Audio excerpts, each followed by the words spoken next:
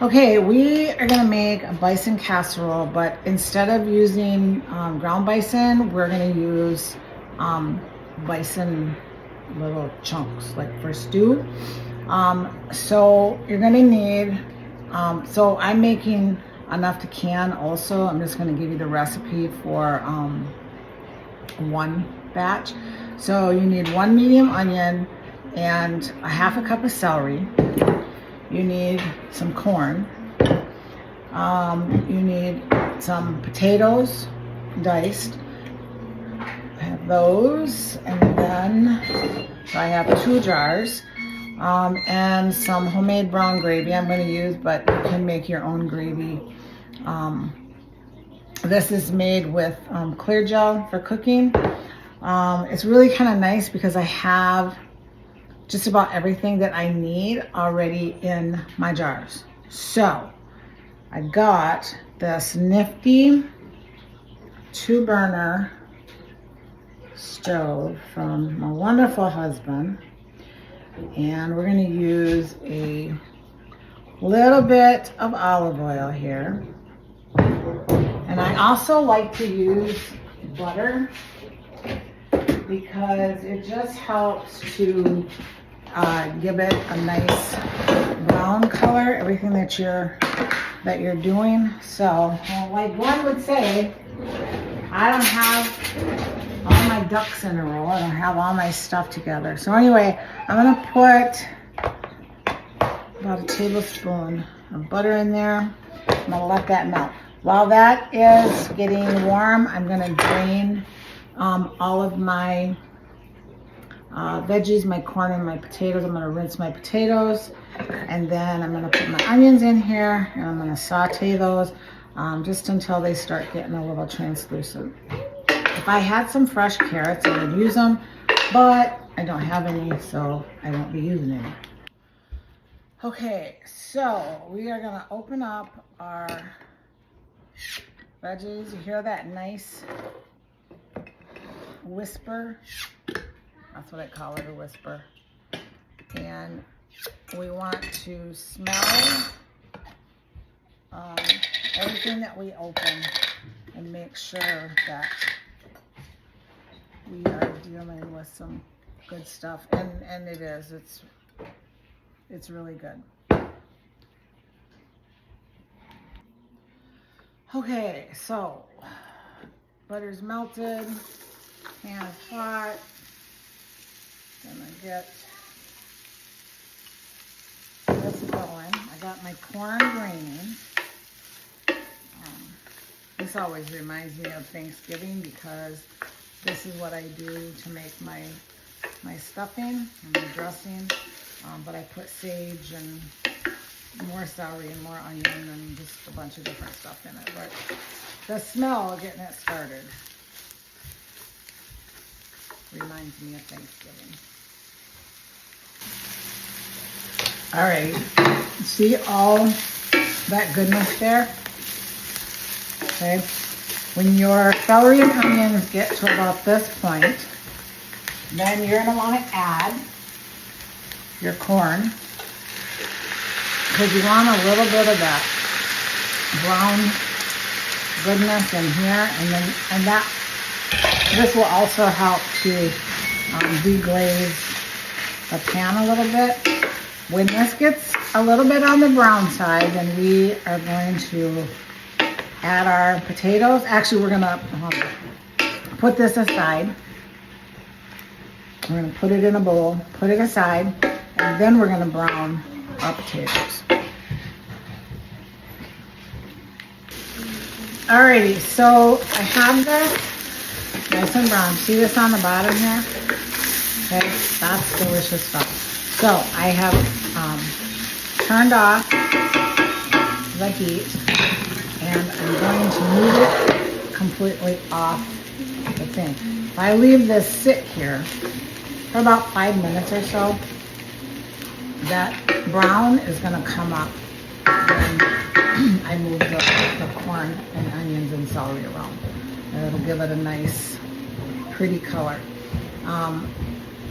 After that, we're going to add, I have about 2 tablespoons of tomato paste here, and I'm gonna add that in here, mix it around really well, and then we're gonna put it aside. All right, so you see how pretty much all of that came up? We want that. The rest of it will come up when we do the potatoes and the meat. So I'm gonna take this out. I'm gonna add a little more olive oil and a little more butter. Oh no, I forgot. I'm gonna add our tomato paste.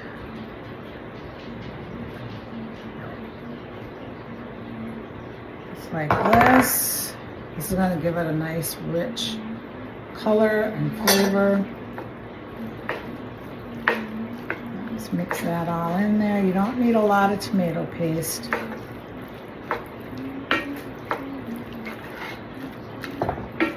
So just blend this all together. There you go. Put this in a bowl. Set it aside.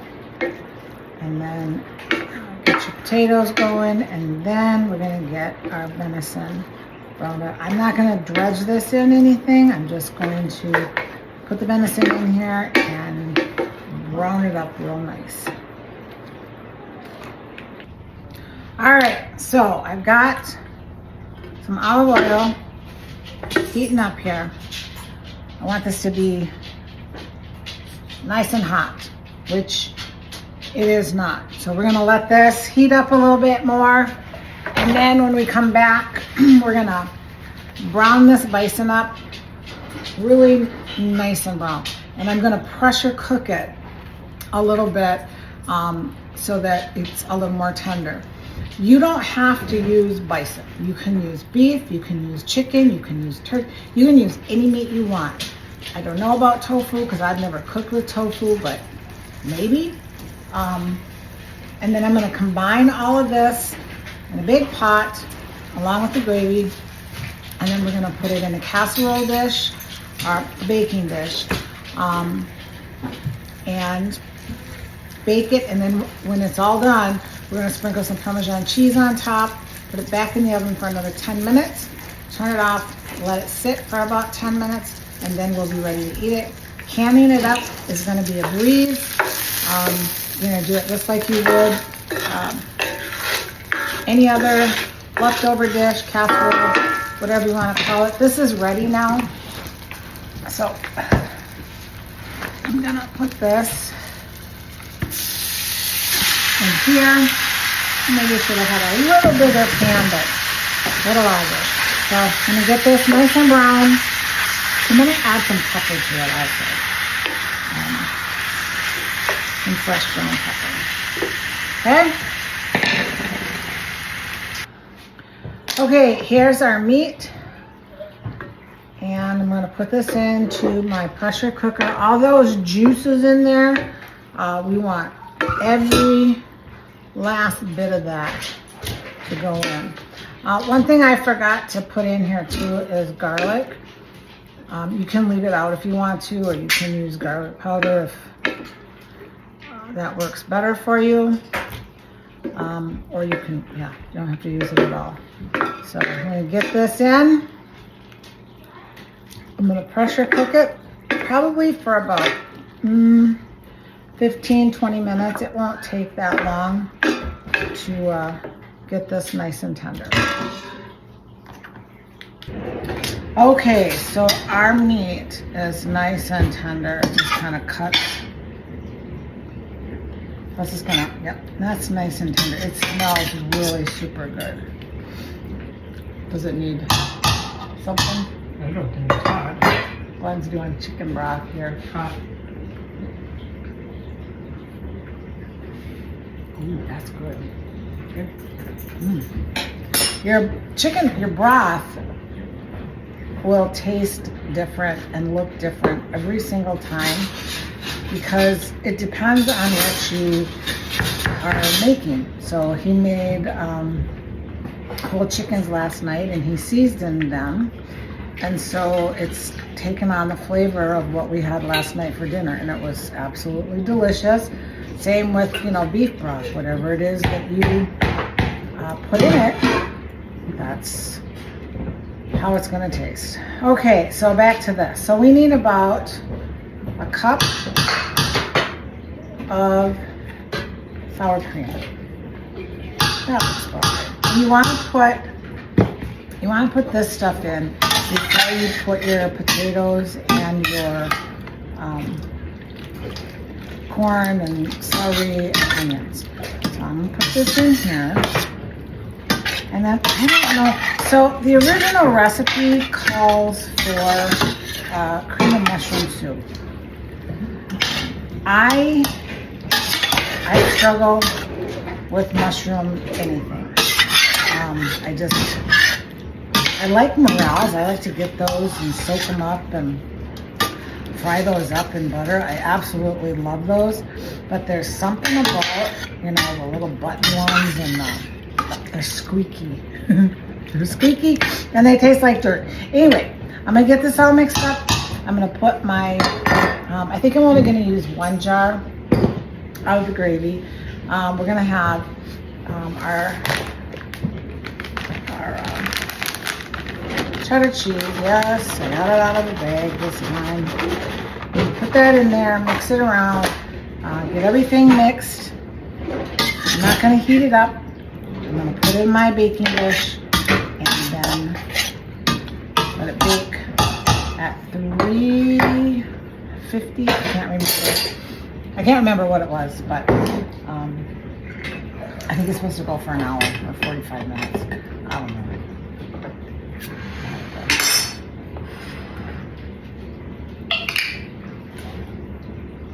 Oh, that's nice.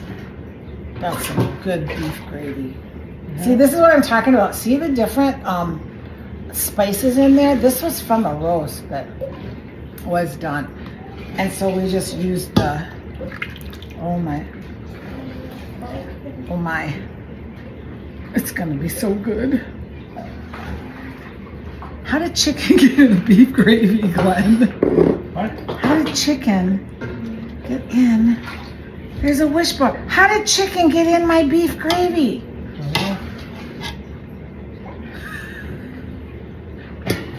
Is it chicken beef?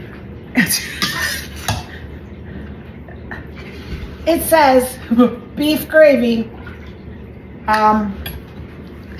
But it has, there's a wishbone, but it has chicken parts in it. Oh my gosh.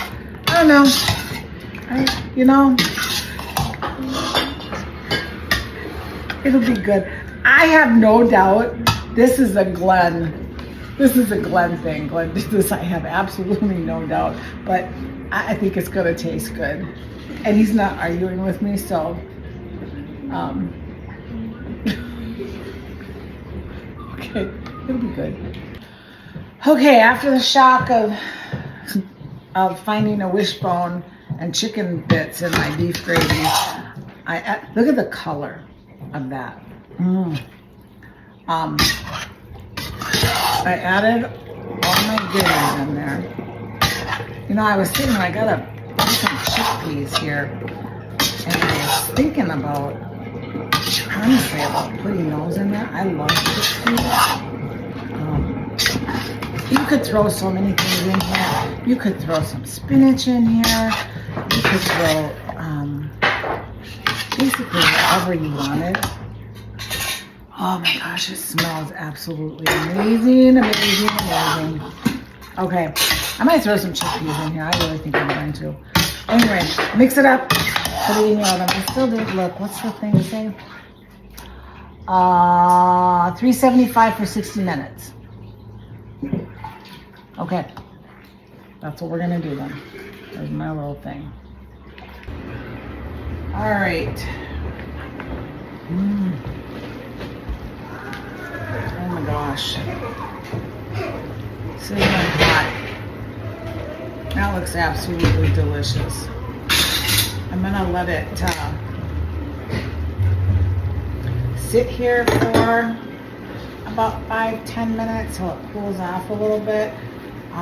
Glenn, do we have any Parmesan cheese or another package of the grated cheese?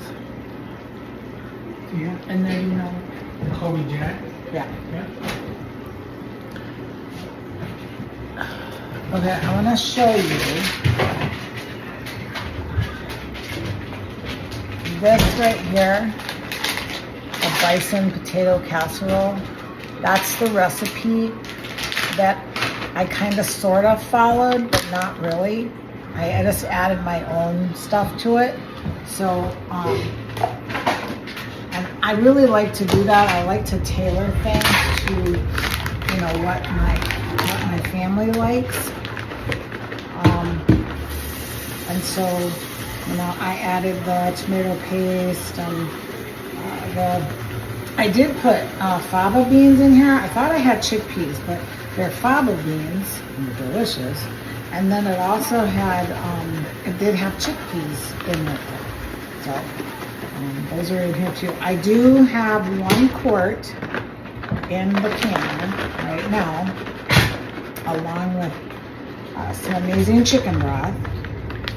And I am going to open it up after it's done.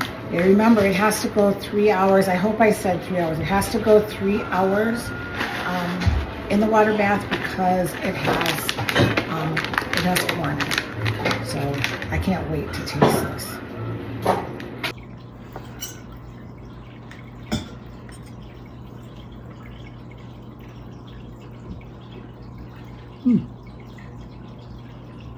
It's good. Is it good? It's good. And the beets are smack dab from our garden this year. You gonna give bites or no? Oh, Come on. sure. There you go. Enjoy. Alrighty, bison casserole is done. Look at that. Nice seal on there. Still warm. I shouldn't be messing with it, Terry. You know better. Glenn's chicken broth. Look at that. Isn't that amazing? Tomorrow's lunch. But isn't that amazing? It's just beautiful. So anyway, there it is. I might open that tomorrow just to show you how it turns out.